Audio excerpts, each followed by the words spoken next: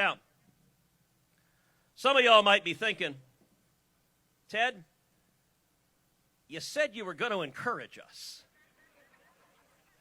You really suck at this. But I told you I have two messages. Here's the second message. Revival is coming.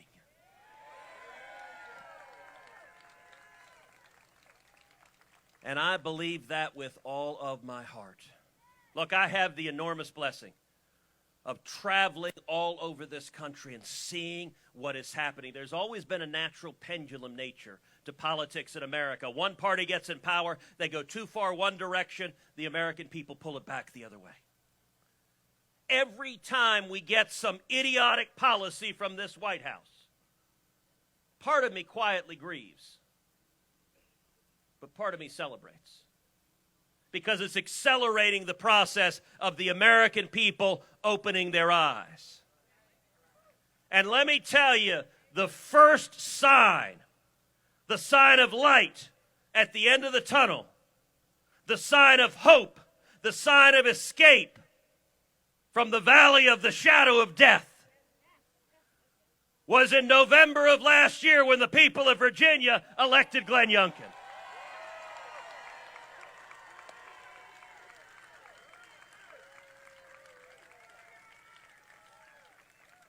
Glenn and I spent 2 days barnstorming all across Virginia, talking to men and women just like the men and women here, men and women ready to take our country back.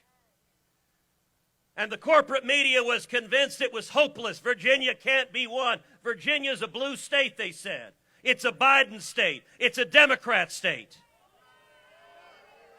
And the people of Virginia said, Virginia is a freedom state. Virginia is a parent state. And I got to tell you, this battle right now, it's not a battle between Republicans and Democrats. It's not even a battle between conservatives and liberals. I believe this is a battle between sanity and insanity. These people are nuts. They can't figure out what a woman is. The last I checked, that was not a trick question. And I believe in November, we're not just going to see a red wave, we are going to see a red tsunami. And we're going to retake the House, and we're going to retake the Senate. And let me say something right now. When we do, when we have a majority, we need to act like it and use that majority.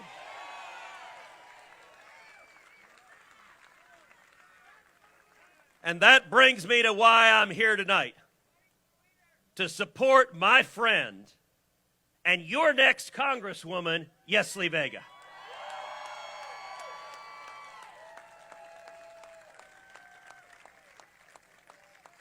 Look, I have a feeling I'm not the only person here who gets frustrated with Washington. Frustrated with the lunatics that have taken over the Democrat Party, but also frustrated with Republicans that are scared of their own shadow and afraid to fight.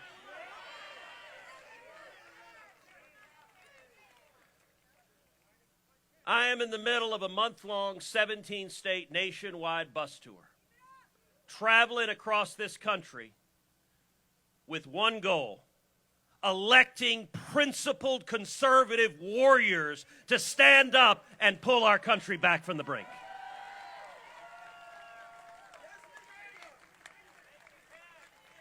Look, you guys know Yesli. When it comes to candidates, I don't know that there's a candidate in the country I am more excited about than Yesli Vega.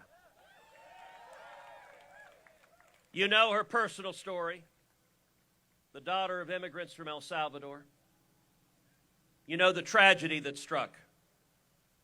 Her little brother shot and nearly killed by MS-13. When it comes to illegal immigration for Yesli, this is not some abstract theoretical question. This is real and personal, and she's seen it firsthand.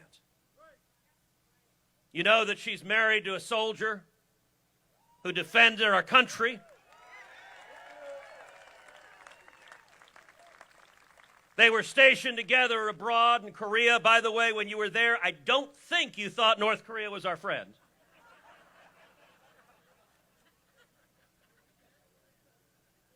You know that she's a mom of 2 fantastic teenagers? You know that she's a cop?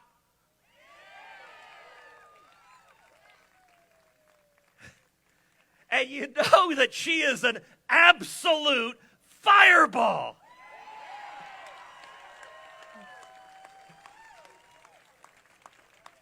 I listen to Yesli talk, and I'm ready. Give me the torch or the pitchfork, and let's march together to take America back.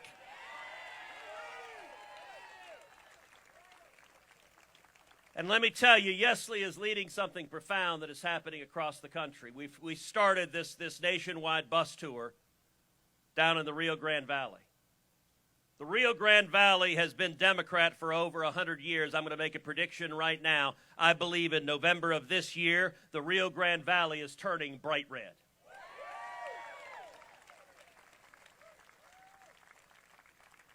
The 3 Republican nominees are all fantastic, and all 3 are Latina.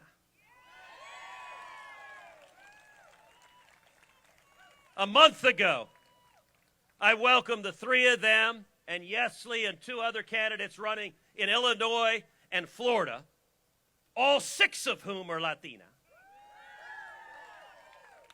We raised over $1 million for those 6 candidates in Texas.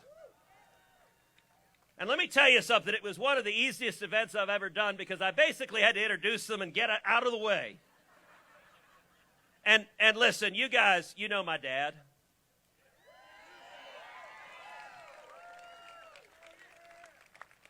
So, my father makes me look calm and mellow.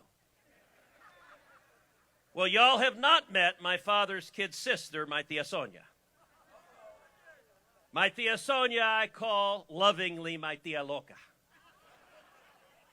My father was in prison and tortured in Cuba. My tia Sonia was in prison and tortured in Cuba. My cousin Bibi is here somewhere. She's Sonia's daughter. I will tell you, when we were growing up, my tia Sonia would be sitting there.